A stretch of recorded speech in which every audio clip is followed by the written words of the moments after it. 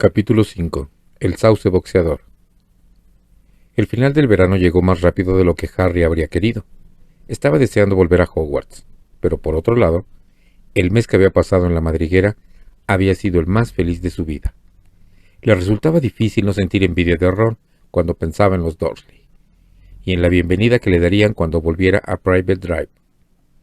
La última noche, la señora Weasley hizo aparecer por medio de un conjuro una cena suntuosa que incluía todos los manjares favoritos de Harry, y que terminó con un suculento pudín de melaza. Fred y George redondearon la noche con una exhibición de las bengalas del Dr. Filibuster, y llenaron la cocina con chispas azules y rojas que rebotaban del techo a las paredes durante al menos media hora. Después de esto, llegó el momento de tomar una última taza de chocolate caliente e ir a la cama.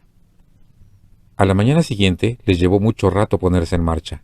Se levantaron con el canto del gallo, pero parecía que quedaban muchas cosas por preparar. La señora Weasley, de mal humor, iba de aquí para allá como una exhalación, buscando tan pronto unos calcetines como una pluma. Algunos chocaban en las escaleras, medio vestidos, sosteniendo en la mano un trozo de tostada. Y el señor Weasley, al llevar el baúl de Ginny al coche a través del patio, casi se rompe el cuello cuando tropezó con una gallina despistada. A Harry no le entraba en la cabeza que 8 personas, 6 baúles grandes, 2 lechuzas y una rata pudieran caber en un pequeño Fort Anglia. Claro que no había contado con las prestaciones especiales que le había añadido el señor Weasley. «No le digas a Molly ni una palabra», susurró a Harry al abrir el maletero y enseñarle cómo lo había ensanchado mágicamente para que pudieran caber los baúles con toda facilidad. Cuando por fin estuvieron todos en el coche, la señora Weasley echó un vistazo al asiento trasero, en el que Harry, Ron, Fred, George y Percy estaban confortablemente sentados, unos al lado de otros, y dijo: «Los muggles saben más de lo que parece, ¿verdad?». Ella y Ginny iban en el asiento delantero, que había sido alargado hasta tal punto que parecía un banco del parque. Quiero decir que desde fuera uno nunca diría que el coche es tan espacioso, ¿verdad? El señor Weasley arrancó el coche y salieron del patio. Harry se volvió para echar una última mirada a la casa. Apenas le había dado tiempo a preguntarse cuándo volvería a verla, cuando tuvieron que dar la vuelta, porque a George se le había olvidado su caja de bengalas del Dr. Filibuster. 5 minutos después, el coche tuvo que detenerse en el corral para que Fred pudiera entrar a coger su escoba, y cuando ya estaban en la autopista, Ginny gritó que se había olvidado de su diario, y tuvieron que retroceder otra vez. Cuando Ginny subió al coche, después de recoger el diario, llevaban muchísimo retraso, y los ánimos estaban alterados. El señor Weasley miró primero su reloj y luego a su mujer. «Molly, querida». «No, Arthur. Nadie nos vería. Este botón de aquí es un accionador de invisibilidad que he instalado. Ascenderíamos en el aire, luego volaríamos por encima de las nubes y llegaríamos en 10 minutos. Nadie se daría cuenta». «He dicho que no, Arthur. No a plena luz del día». Llegaron a King's Cross a las 11 menos cuarto. El señor Weasley cruzó la calle a toda prisa para hacerse con unos carritos para cargar los baúles, y entraron todos corriendo en la estación. Harry había cogido el expreso de Hogwarts el año anterior. La dificultad estaba en llegar al andén 9 3/4, que no era visible para los ojos de los muggles. Lo que había que hacer era atravesar caminando la gruesa barrera que separaba el andén 9 del 10. No era doloroso, pero había que hacerlo con cuidado para que ningún muggle notara la desaparición. «Percy primero», dijo la señora Weasley, mirando con inquietud el reloj que había en lo alto, que indicaba que solo tenían 5 minutos para desaparecer disimuladamente a través de la barrera. Percy avanzó deprisa y desapareció. A continuación fue el señor Weasley. Lo siguieron Fred y George. «Yo pasaré con Ginny y ustedes dos nos siguen», dijo la señora Weasley a Harry y Ron, cogiendo a Ginny de la mano y empezando a caminar. En un abrir y cerrar de ojos ya no estaban. «Vamos juntos, solo nos queda 1 minuto», dijo Ron a Harry. Harry se aseguró de que la jaula de Hedwig estuviera bien sujeta encima del baúl, y empujó el carrito contra la barrera. No le daba miedo, era mucho más seguro que usar los polvos Floo. Se inclinaron sobre la barra de sus carritos y se encaminaron con determinación hacia la barrera, cogiendo velocidad. A 1 metro de la barrera empezaron a correr y... ¡Patapum! Los dos carritos chocaron contra la barrera y rebotaron. El baúl de Ron saltó y se estrelló contra el suelo con gran estruendo. Harry se cayó y la jaula de Hedwig, al dar en el suelo, rebotó y salió rodando, con la lechuza dentro dando unos terribles chillidos. Todo el mundo los miraba, y un guardia que había allí cerca les gritó: «¿Qué demonios están haciendo?» «He perdido el control del carrito», dijo Harry entre jadeos, sujetándose las costillas mientras se levantaba. Ron salió corriendo detrás de la jaula de Hedwig, que estaba provocando tal escena que la multitud hacía comentarios sobre la crueldad con los animales. «¿Por qué no hemos podido pasar?», preguntó Harry a Ron. «Ni idea». Ron miró furioso a su alrededor. Una docena de curiosos todavía los estaban mirando. «Vamos a perder el tren», se quejó. «No comprendo por qué se nos ha cerrado el paso». Harry miró el reloj gigante de la estación y sintió náuseas en el estómago. 10 segundos. 9 segundos. Avanzó con el carrito con cuidado hasta que llegó a la barrera y empujó a continuación con todas sus fuerzas. La barrera permaneció allí, infranqueable. 3 segundos. 2 segundos. 1 segundo. «Ha partido», dijo Ron atónito. «El tren ya ha partido». «¿Qué pasará si mis padres no pueden volver a recogernos? ¿Tienes algo de dinero, Muggle?» Harry soltó una risa irónica. «Hace 6 años que los Dursley no me dan mesada». Ron pegó la cabeza a la fría barrera. «No oigo nada», dijo preocupado. «¿Qué vamos a hacer?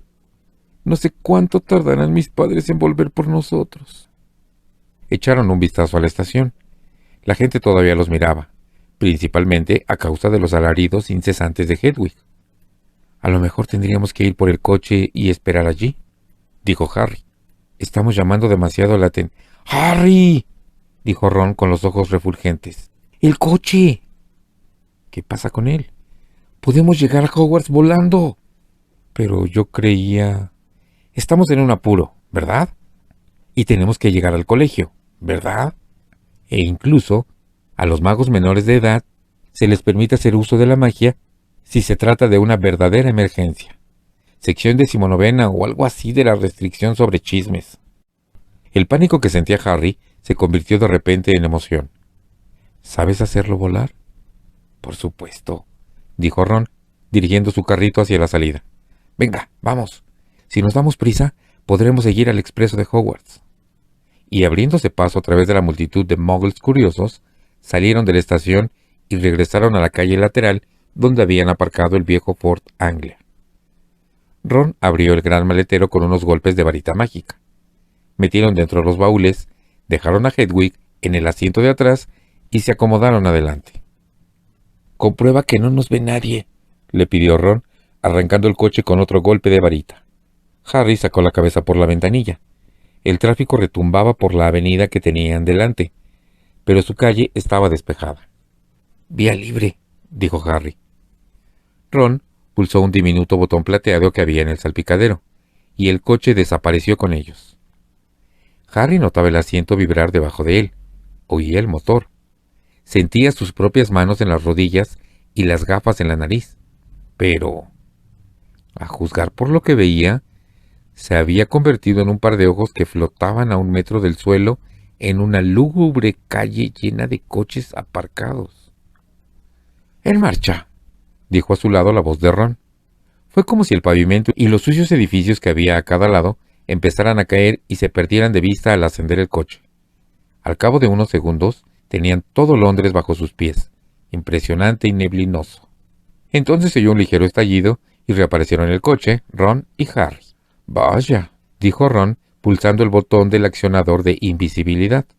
«Se ha estropeado». Los dos se pusieron a darle golpes. El coche desapareció, pero luego empezó a aparecer y desaparecer de forma intermitente. «¡Agárrate!», gritó Ron y apretó el acelerador.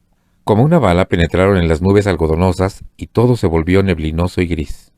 «¿Y ahora qué?», preguntó Harry, pestañeando ante la masa compacta de nubes que los rodeaba por todos lados. «Tendremos que ver el tren para saber qué dirección seguir», dijo Ron. «Vuelve a descender, rápido». Descendieron por debajo de las nubes y se asomaron mirando hacia abajo con los ojos entornados. «¡Ya lo veo!», gritó Harry. ¡Todo recto! ¡Por allí! El expreso de Hogwarts corría debajo de ellos, parecido a una serpiente roja. «Derecho hacia el norte», dijo Ron, comprobando el indicador del salpicadero. «Bueno, tendremos que comprobarlo cada media hora, más o menos. Agárrate». Y volvieron a internarse en las nubes. Un minuto después, salían al resplandor de la luz solar. Aquel era un mundo diferente. Las ruedas del coche rozaban el océano de esponjosas nubes, y el cielo era una extensión inacabable del color azul intenso bajo un cegador sol blanco. «Ahora solo tenemos que preocuparnos de los aviones», dijo Ron. Se miraron el uno al otro y rieron. Tardaron mucho en poder parar de reír. Era como si hubieran entrado en un sueño maravilloso. Aquella, pensó Harry, era seguramente la manera ideal de viajar, pasando copos de nubes que parecían de nieve, en un coche inundado de luz solar cálida y luminosa, con una gran bolsa de caramelos en la guantera, e imaginando las caras de envidia que pondrían Fred y George cuando aterrizaran con suavidad en la amplia explanada de césped delante del castillo de Hogwarts. Comprobaban regularmente el rumbo del tren a medida que avanzaban hacia el norte, y cada vez que bajaban por debajo de las nubes, veían un paisaje diferente. Londres quedó atrás enseguida, y fue reemplazado por campos verdes que dieron paso a brezales de color púrpura, a aldeas con diminutas iglesias en miniatura, y a una gran ciudad animada por coches que parecían hormigas de variados colores. Sin embargo, después de varias horas sin sobresaltos, Harry tenía que admitir que parte de la diversión se había esfumado. Los caramelos les habían dado una sed tremenda, y no tenían nada que beber. Harry y Ron se habían despojado de sus jerseys, pero al primero se le pegaba la camiseta al respaldo del asiento y a cada momento las gafas le resbalaban hasta la punta de la nariz empapada de sudor. Había dejado de maravillarse con las sorprendentes formas de las nubes, y se acordaba todo el tiempo del tren que circulaba miles de metros más abajo, donde se podía comprar zumo de calabaza muy frío del carrito que llevaba una bruja gordita. ¿Por qué motivo no habrían podido entrar en el andén 9 3/4? No puede quedar muy lejos ya, ¿verdad?, dijo Ron con la voz ronca horas más tarde, cuando el sol se hundía en el lecho de nubes, tiñéndolas de un rosa intenso. ¿Listo para otra comprobación del tren? Este continuaba debajo de ellos, abriéndose camino por una montaña coronada de nieve. Se veía mucho más oscuro bajo el dosel de nubes. Ron apretó el acelerador y volvieron a ascender, pero al hacerlo, el motor empezó a chirriar. Harry y Ron se intercambiaron miradas nerviosas. «Seguramente es porque está cansado», dijo Ron. «Nunca había hecho un viaje tan largo». Y ambos hicieron como que no se daban cuenta de que el chirrido se hacía más intenso al tiempo que el cielo se oscurecía. Las estrellas iban apareciendo en el firmamento. Se hacía de noche. Harry volvió a ponerse el jersey, tratando de no dar importancia al hecho de que los limpiaparabrisas se movían despacio, como en protesta. «Ya queda poco», dijo Ron, dirigiéndose más al coche que a Harry. «Ya queda muy poco», repitió, dando unas palmadas en el salpicadero con aire preocupado. Cuando, un poco más adelante, volvieron a descender por debajo de las nubes, tuvieron que aguzar la vista en busca de algo que pudieran reconocer. «¡Allí!», gritó Harry de forma que Ron y Hedwig dieron un bote. «¡Allí, delante mismo!». En lo alto del acantilado que se elevaba sobre el lago, las numerosas torres y atalayas del castillo de Hogwarts se recortaban contra el oscuro horizonte. Pero el coche había empezado a dar sacudidas y a perder velocidad. «¡Vamos!», dijo Ron para animar al coche, dando una ligera sacudida al volante. «Venga, que ya llegamos». El motor chirriaba. Del capó empezaron a salir delgados chorros de vapor. Harry se agarró muy fuerte al asiento cuando se orientaron hacia el lago. El coche osciló de manera preocupante. Mirando por la ventanilla, Harry vio la superficie, calma, negra y cristalina del agua, un par de kilómetros por debajo de ellos. Ron aferraba con tanta fuerza el volante que se le ponían blancos los nudillos de las manos. El coche volvió a tambalearse. «Vamos», dijo Ron. Sobrevolaban el lago. El castillo estaba justo delante de ellos. Ron apretó el pedal a fondo. Oyeron un estruendo metálico, seguido de un chisporroteo, y el motor se paró completamente. «¡Oh!», exclamó Ron, en medio del silencio. El morro del coche se inclinó irremediablemente hacia abajo. Caían, cada vez más rápido, directos contra el sólido muro del castillo. ¡No! Gritó Ron, girando el volante. Esquivaron el muro por unos centímetros cuando el coche viró, describiendo un pronunciado arco, y planeó sobre los invernaderos, y luego sobre la huerta y el oscuro césped, perdiendo altura sin cesar. Ron soltó el volante y se sacó del bolsillo de atrás la varita mágica. ¡Alto! ¡Alto! Gritó, dando unos golpes en el salpicadero y el parabrisas. Pero todavía estaban cayendo en picado, y el suelo se precipitaba contra ellos. ¡Cuidado con el árbol! Gritó Harry, cogiendo el volante, pero era demasiado tarde. ¡Paf! Con gran estruendo, chocaron contra el grueso tronco del árbol, y se dieron un gran batacazo en el suelo. Del abollado capó salió más humo. Hedwig daba chillidos de terror. A Harry le había salido un doloroso chichón del tamaño de una bola de golf en la cabeza, al golpearse contra el parabrisas. Y a su lado, Ron emitía un gemido ahogado de desesperación. ¿Estás bien?, le preguntó Harry inmediatamente. «Mi varita mágica», dijo Ron con voz temblorosa. «Mira mi varita». Se había partido prácticamente en 2 pedazos, y la punta oscilaba, sujeta solo por unas pocas astillas. Harry abrió la boca para decir que estaba seguro de que podrían recomponerla en el colegio, pero no llegó a decir nada. En aquel mismo momento, algo golpeó contra su lado del coche con la fuerza de un toro que les embistiera y arrojó a Harry sobre Ron, al mismo tiempo que el techo del coche recibía otro golpe igualmente fuerte. «¿Qué ha pasado?». Ron ahogó un grito al mirar por el parabrisas, y Harry sacó la cabeza por la ventanilla en el preciso momento en que una rama, gruesa como una serpiente pitón, golpeaba en el coche destrozándolo. El árbol contra el que habían chocado les atacaba. El tronco se había inclinado casi el doble de lo que estaba antes, y azotaba con sus nudosas ramas pesadas como el plomo cada centímetro del coche que tenía a su alcance. ¡Ah!, gritó Ron, cuando una rama retorcida golpeó en su puerta, produciendo otra gran abolladura. El parabrisas tembló entonces bajo una lluvia de golpes de ramitas, y una rama gruesa como un ariete aporreó con tal furia el techo que pareció que éste se hundía. «¡Escapemos!», gritó Ron, empujando la puerta con toda su fuerza, pero inmediatamente el salvaje latigazo de otra rama lo arrojó hacia atrás, contra el regazo de Harry. «¡Estamos perdidos!», gimió, viendo combarse el techo.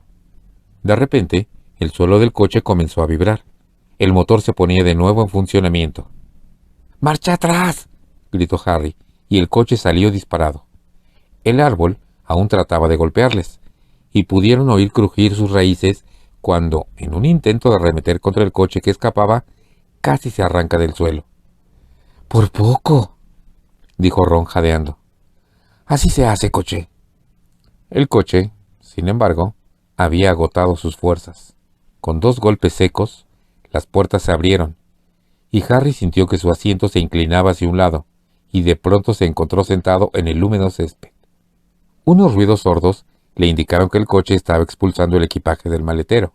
La jaula de Hedwig salió volando por los aires y se abrió de golpe, y la lechuza salió emitiendo un fuerte chillido de enojo y voló apresuradamente y sin parar en dirección al castillo. A continuación, el coche, abollado y echando humo, se perdió en la oscuridad, emitiendo un ruido sordo y con las luces de atrás encendidas, como un gesto de enfado. «¡Vuelve!», le gritó Ron, blandiendo la varita rota. «Mi padre me matará». Pero el coche desapareció de la vista con un último bufido del tubo de escape.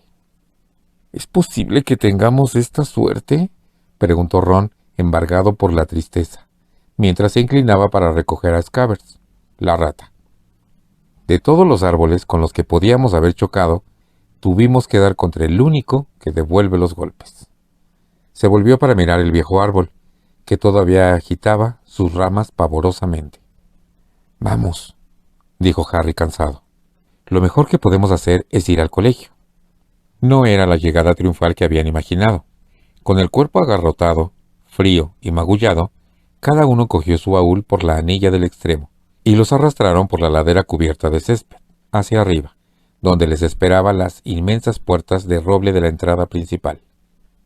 «Me parece que ya ha comenzado el banquete», dijo Ron, dejando su baúl al principio de los escalones y acercándose sigilosamente para echar un vistazo a través de una ventana iluminada. Harry, ven a ver esto. Es la selección». Harry se acercó a toda prisa, y juntos contemplaron el gran comedor. Sobre 4 mesas abarrotadas de gente se mantenían en el aire innumerables velas, haciendo brillar los platos y las copas. Encima de las cabezas, el techo encantado que siempre reflejaba el cielo exterior estaba cuajado de estrellas. A través de la confusión de los sombreros negros y puntiagudos de Hogwarts, Harry vio una larga hilera de alumnos de primer curso que, con caras asustadas, iban entrando en el comedor. Ginny estaba entre ellos. Era fácil de distinguir por el color intenso de su pelo, que revelaba su pertenencia a la familia Weasley. Mientras tanto, la profesora McGonagall, una bruja con gafas y con el pelo recogido en un apretado moño, ponía el famoso sombrero seleccionador de Hogwarts sobre un taburete, delante de los recién llegados.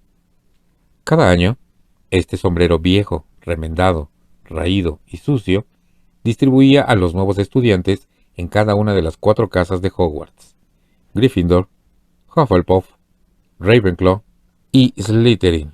Harry se acordaba bien de cuando se lo había puesto, un año antes, y había esperado muy quieto la decisión que el sombrero pronunció en voz alta en su oído. Durante unos escasos y horribles segundos, había temido que lo fuera a destinar a Slytherin, la casa que había dado más magos y brujos tenebrosos que ninguna otra. Pero había acabado en Gryffindor, con Ron, Hermione y el resto de los Weasley. En el último trimestre, Harry y Ron habían contribuido a que Gryffindor ganara el campeonato de las casas, venciendo a Slytherin por primera vez en 7 años. Habían llamado a un chico muy pequeño, de pelo castaño, para que se pusiera el sombrero. Harry desvió la mirada hacia el profesor Dumbledore, el director, que se hallaba contemplando la selección desde la mesa de los profesores, con su larga barba plateada y sus gafas de media luna brillando a la luz de las velas. Varios asientos más allá, Harry vio a Gilderoy Lockhart, vestido con una túnica color aguamarina, y al final estaba Hagrid, grande y peludo, apurando su copa. «Espera», dijo Harry a Ron en voz baja. «Hay una silla vacía en la mesa de los profesores. ¿Dónde está Snape?» Severus Snape era el profesor que menos le gustaba a Harry, y Harry resultó ser el alumno que menos le gustaba a Snape, que daba clase de pociones, y era cruel, sarcástico, y sentía aversión por todos los alumnos que no fueran de Slytherin, la casa a la que pertenecía. «A lo mejor está enfermo», dijo Ron esperanzado. «Quizás se haya ido», dijo Harry, «porque tampoco esta vez ha conseguido el puesto de profesor de defensa contra las artes oscuras». «O quizá lo han echado», dijo Ron con entusiasmo. «Como todo el mundo lo odia». «O tal vez», dijo una voz glacial detrás de ellos, «quiera averiguar por qué no han llegado ustedes dos en el tren escolar». Harry se dio media vuelta. Allí estaba Severus Snape, con su túnica negra, ondeando a la brisa fría. Era un hombre delgado de piel cetrina, nariz ganchuda y pelo negro y grasiento que le llegaba hasta los hombros. Y en aquel momento sonreía de tal modo que Ron y Harry comprendieron inmediatamente que se habían metido en un buen lío. «Síganme», dijo Snape. Sin atreverse a mirarse el uno al otro, Harry y Ron siguieron a Snape escaleras arriba, hasta el gran vestíbulo iluminado con antorchas, donde las palabras producían eco. Un delicioso olor de comida flotaba en el gran comedor, pero Snape los alejó de la calidez y la luz, y los condujo abajo por la estrecha escalera de piedra que llevaba a las mazmorras. «Adentro», dijo, abriendo una puerta que se encontraba a mitad del frío corredor y señalando su interior. Entraron temblando en el despacho de Snape. Los sombríos muros estaban cubiertos por estantes con grandes tarros de cristal, dentro de los cuales flotaban cosas verdaderamente asquerosas, cuyo nombre en aquel momento a Harry no le interesaba en absoluto. La chimenea estaba apagada y vacía. Snape cerró la puerta y se volvió hacia ellos. «Así que», dijo con voz melosa. El tren no es un medio de transporte digno para el famoso Harry Potter y su fiel compañero Weasley. Querían hacer una llegada a lo grande, muchachos? No, señor. Fue la barrera en la estación de King's Cross lo que... ¡Silencio!, dijo Snape con frialdad. ¿Qué han hecho con el coche? Ron tragó saliva. No era la primera vez que a Harry le daba la impresión de que Snape era capaz de leer el pensamiento, pero enseguida comprendió cuando Snape desplegó un ejemplar de El profeta vespertino de aquel mismo día. «¡Los han visto!», les dijo con enfado, enseñándoles el titular. Muggles desconcertados por un Ford Anglia volador. Y comenzó a leer en voz alta. En Londres, 2 Muggles están convencidos de haber visto un coche viejo sobrevolando la torre del edificio de correos. Al mediodía en Norfolk, la señora Hetty Bayliss, al tender la ropa, y el señor Angus Fleet de Peebles informaron a la policía, etc. En total, 6 o 7 Muggles. Tengo entendido que tu padre trabaja en el departamento contra el uso incorrecto de objetos Muggles, dijo mirando a Ron y sonriendo de manera aún más desagradable. Vaya, vaya. Su propio hijo. Harry sintió como si una de las ramas más grandes del árbol furioso le acabara de golpear en el estómago. Si alguien averiguara que el señor Weasley había encantado el coche, no se le había ocurrido pensar en eso. He percibido en mi examen del parque que un ejemplar muy valioso de sauce boxeador parece haber sufrido daños considerables, prosiguió Snape. Ese árbol nos ha hecho más daño a nosotros que a... Se le escapó a Ron. ¡Silencio!, interrumpió de nuevo Snape. Por desgracia, ustedes no pertenecen a mi casa, y la decisión de expulsarlos no me corresponde a mí. Voy a buscar a las personas a quienes compete esa grata decisión. Esperen aquí. Ron y Harry se miraron, palideciendo. Harry ya no sentía hambre, sino un tremendo mareo. Trató de no mirar hacia el estante que había detrás del escritorio de Snape, donde en un gran tarro con líquido verde flotaba una cosa muy larga y delgada.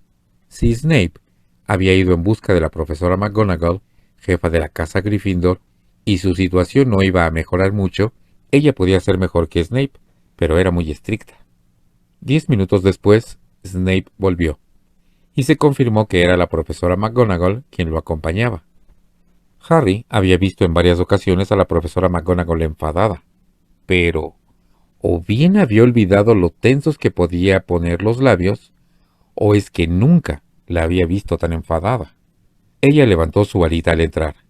Harry y Ron se estremecieron, pero ella simplemente apuntaba hacia la chimenea, donde las llamas empezaron a brotar al instante.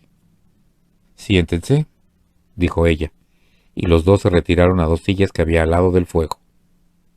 «Explíquense», añadió. Sus gafas brillaban inquietantemente. Ron comenzó a narrar toda la historia, empezando por la barrera de la estación, que no les había dejado pasar. «Así que no teníamos otra opción, profesora. No pudimos coger el tren». «¿Y por qué no enviaron una carta por medio de una lechuza?» «Imagino que tienen alguna lechuza», dijo fríamente la profesora McGonagall a Harry. Harry se quedó mirándola con la boca abierta. Ahora que la profesora lo mencionaba, parecía obvio que aquello era lo que tenían que haber hecho. «No lo pensé». «Eso», observó la profesora McGonagall, «es evidente». Llamaron a la puerta del despacho y Snape la abrió, más contento que unas pascuas. Era el director, el profesor Dumbledore. Harry tenía todo el cuerpo agarrotado. La expresión de Dumbledore era de una severidad inusitada.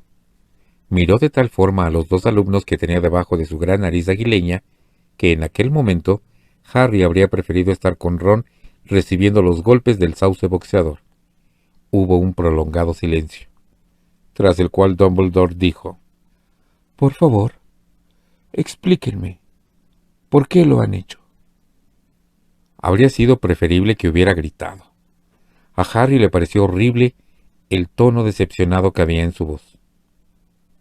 No sabía por qué, pero no podía mirar a Dumbledore a los ojos, y habló con la mirada clavada en sus rodillas. Se lo contó todo a Dumbledore, salvo lo de que el señor Weasley era el propietario del coche encantado, simulando que Ron y él se habían encontrado un coche volador a la salida de la estación. Supuso que Dumbledore les interrogaría inmediatamente al respecto, pero Dumbledore no preguntó nada sobre el coche. Cuando Harry acabó, el director simplemente siguió mirándolos a través de sus gafas. «Iremos a recoger nuestras cosas», dijo Ron en un tono de voz desesperado. «¿Qué quiere decir, Weasley?», bramó la profesora McGonagall. «Bueno, nos van a expulsar, ¿no?», dijo Ron. Harry miró a Dumbledore. «Hoy no, señor Weasley», dijo Dumbledore. «Pero quiero dejar claro que lo que han hecho es muy grave. Esta noche escribiré a sus familias. He de advertirles también que si vuelven a hacer algo parecido, no tendré más remedio que expulsarlos». Por la expresión de Snape, parecía como si solo se hubieran suprimido las Navidades. Se aclaró la garganta y dijo: «Profesor Dumbledore, estos muchachos han transgredido el decreto para la restricción de la magia en menores de edad. Han causado daños graves a un árbol muy antiguo y valioso. Creo que actos de esta naturaleza corresponderá a la profesora McGonagall imponer el castigo a estos muchachos, Severus», dijo Dumbledore con tranquilidad. «Pertenecen a su casa y están, por tanto, bajo su responsabilidad». Se volvió hacia la profesora McGonagall. «Tengo que regresar al banquete, Minerva. He de comunicarles unas cuantas cosas. Vamos, Severus. Hay una tarta de crema que tiene muy buena pinta y quiero probarla». Al salir del despacho, Snape dirigió a Ron y Harry una mirada envenenada. Se quedaron con la profesora McGonagall, que todavía los miraba como un águila enfurecida. «Lo mejor será que vayas a la enfermería, Weasley. Está sangrando». «No es nada», dijo Ron, frotándose enseguida con la manga la herida que tenía en la ceja. «Profesora, quisiera ver la selección de mi hermana». «La ceremonia de selección ya ha concluido», dijo la profesora McGonagall. «Tu hermana está también en Gryffindor». «Bien», dijo Ron. «Y hablando de Gryffindor», empezó a decir severamente la profesora McGonagall. Pero Harry la interrumpió. «Profesora, cuando nosotros cogimos el coche, el curso aún no había comenzado, así que, en realidad, a Gryffindor no habría que quitarle puntos, ¿no?», dijo mirándola con temor. La profesora McGonagall le dirigió una mirada penetrante, pero Harry estaba seguro de que había estado a punto de sonreír. Tenía los labios menos tensos. Eso era evidente. «No quitaremos puntos a Gryffindor», dijo ella, y Harry se sintió muy aliviado. «Pero ustedes dos serán castigados». Eso era menos malo de lo que Harry se había temido. En cuanto a que Dumbledore escribiera a los Dursley, le daba lo mismo. Harry sabía perfectamente que los Dursley lamentarían que el sauce boxeador no lo hubiera aplastado. La profesora McGonagall volvió a levantar su varita y apuntó con ella al escritorio de Snape. Sonó un plop y apareció un gran plato de emparedados, 2 copas de plata y una jarra de zumo frío de calabaza. «Comerán aquí y luego se irán directamente al dormitorio», indicó. «Yo también tengo que volver al banquete». Cuando la puerta se cerró detrás de ella, Ron profirió un silbido bajo y prolongado. «Creí que no nos salvábamos», dijo, cogiendo un emparedado. «Y yo también», contestó Harry, haciendo lo mismo. «Pero, ¿cómo es posible que tengamos tan mala suerte?», dijo Ron con la boca llena de jamón y pollo. «Fred y George deben de haber volado en ese coche 5 o 6 veces, y nunca los ha visto ningún muggle». Tragó y volvió a dar otro bocado. ¿Y por qué no pudimos atravesar la barrera? Harry se encogió de hombros. Tendremos que andarnos con mucho cuidado de ahora en adelante, dijo tomando un refrescante trago de zumo de calabaza. Si al menos hubiéramos podido subir al banquete. Ella no quería que hiciéramos ningún alarde, dijo Ron inteligentemente. No quiere que nadie llegue a pensar que está bien eso de llegar volando en un coche. Cuando hubieron comido todos los emparedados que podían, en el plato iban apareciendo más conforme los engullían, se levantaron y salieron del despacho, y tomaron el camino que llevaba a la torre de Gryffindor. El castillo estaba en calma. Parecía que el banquete había concluido. Pasaron por delante de retratos parlantes y armaduras que chirriaban, y subieron por las escaleras de piedra hasta que llegaron finalmente al corredor donde, oculta detrás de una pintura al óleo que representaba a una mujer gorda vestida con un vestido de seda rosa, estaba la entrada secreta a la torre de Gryffindor. ¿La contraseña?, exigió ella al verlos acercarse. Esto... dijo Harry. No conocían la contraseña del nuevo curso, porque aún no habían visto a ningún prefecto, pero casi al instante les llegó la ayuda. Detrás de ellos oyeron unos pasos veloces, y al volverse vieron a Hermione que corría a ayudarles. ¡Están aquí! ¿Dónde se habían metido? Corren los rumores más absurdos. Alguien decía que los habían expulsado por haber tenido un accidente con un coche volador. Bueno, no nos han expulsado, le garantizó Harry.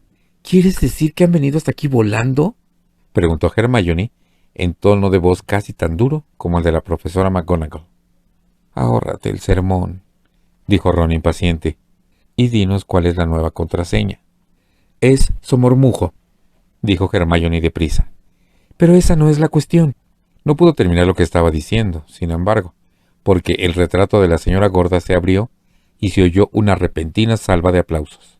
Al parecer, en la casa de Gryffindor todos estaban despiertos y abarrotaban la sala circular común, de pie sobre las mesas revueltas y las mullidas butacas, esperando a que ellos llegaran.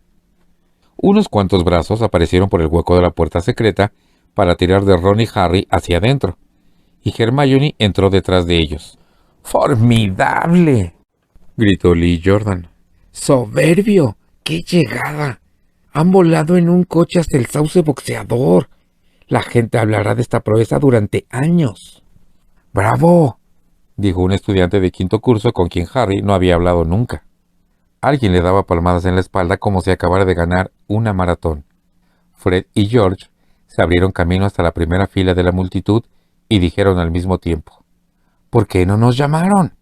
Ron estaba azorado y sonreía sin saber qué decir. Harry se fijó en alguien que no estaba en absoluto contento. Al otro lado de la multitud de emocionados estudiantes de primero, vio a Percy, que trataba de acercarse para reñirles. Harry le dio a Ron con el codo en las costillas y señaló a Percy con la cabeza. Inmediatamente, Ron entendió lo que quería decir. «Tenemos que subir. Estamos algo cansados», dijo, y los dos abrieron paso hacia la puerta que había al otro lado de la estancia, que daba a una escalera de caracol y a los dormitorios. «Buenas noches», dijo Harry a Hermione volviéndose. Ella tenía la misma cara de enojo que Percy. Consiguieron alcanzar el otro extremo de la sala común, recibiendo palmadas en la espalda, y al fin llegaron a la tranquilidad de la escalera. La subieron deprisa, derechos hasta el final, hasta la puerta de su antiguo dormitorio, que ahora lucía un letrero que indicaba «Segundo curso». Penetraron en la estancia que ya conocían. Tenía forma circular, con sus 5 camas adoseladas con terciopelo rojo y sus ventanas elevadas y estrechas. Les habían subido los baúles y los habían dejado a los pies de sus camas respectivas. Ron sonrió a Harry con una expresión de culpabilidad. «Sé que no tendría que haber disfrutado de este recibimiento, pero la verdad es que...». La puerta del dormitorio se abrió y entraron los demás chicos del segundo curso de la casa Gryffindor. Seamus Finnegan, Dean Thomas y Neville Longbottom. «¡Increíble!», dijo Seamus sonriendo. «¡Formidable!», dijo Dean. «¡Alucinante!», dijo Neville sobrecogido. Harry no pudo evitarlo. Él también sonrió.